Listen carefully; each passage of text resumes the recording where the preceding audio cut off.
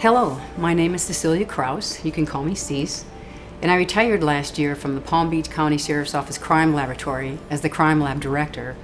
And I'm here to tell you about DNA forensics in the 1990s. Awareness about the 1990s is diminishing a little bit. And I'm not really keen on labels, but I'm a baby boomer and I'm kind of talking to the millennials at this point. And I just want to make sure that I keep it 100 for the millennials. I had to look that up actually. But hashtag, the struggle was real. I'm sure when you go to court nowadays, the jury waits for you to bring up your DNA and what your results were and what your methods were and what they mean. In my day, we actually had to bring a U-Haul because we had to bring in light boxes and 35mm carousels, and we had to bring in a projector, and we had to bring in flip charts, and we had to bring up every possible metaphor and analogy and word picture you could think of. And when those jurors left, they were junior molecular biologists. And I'm pretty sure you talked about the methods used in the laboratory. Automation? Yeah, you're looking at it. 2 hands and 10 fingers. We actually were really proud of our pipetting back then because it was a combination of science and art. I had carpal tunnel syndrome before I was 30, and I'm not sure I should be bragging about that. So when I hear about your super mega power global Cosmo STR kits, I'm here to tell you that as impressive as they are, the methodology and technology, we had that methodology and technology to a degree back in the early 1990s.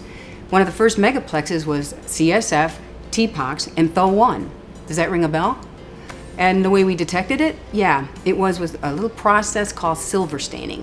And every lab coat, the end of every blouse we had, our pant cuffs, and even our shoes had these silver staining scars on them. But you know something? It helped us discern mixtures. It was all about justice, right? So you have an issue in the laboratory? Google it? I don't think so. We'd have to go to the library, we'd have to look up in the library card index, what maybe book would help us out. If we wanted to use a new technique, we'd look it up in a journal, we'd ask the author, make a phone call, ask an author about, can you send us a copy? And sure enough, in a week and a half, we'd probably get it back. Nowadays, you sit at a computer and you find your manuscript and you download it. If it's not here in 5 to 7 seconds, you put in an order to IT to come look at your computer. And the 90s was really the decade of validations. I know you still do them now, but it was really the decade of validations.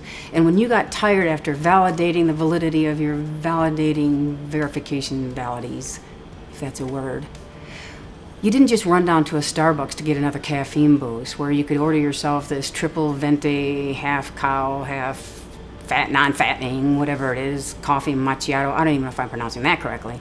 No, you walked over to your Mr. Coffee and you looked in the carafe, and if there was a little brown liquid left, you heated it up and you drank it, and you went back into the laboratory.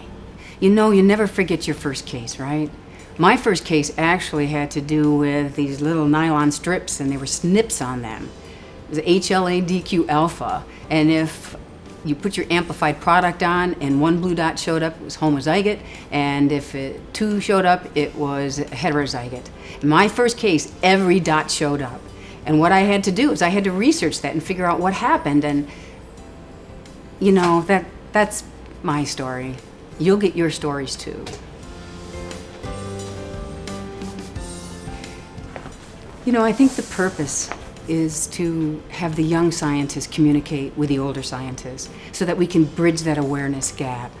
And I think maybe sometime you should get a shawl and a rocking chair and sit down and appreciate what the older scientists did in the 1990s.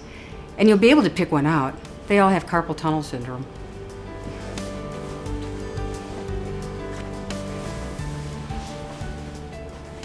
Oh yeah, mindfulness, right? Namaste.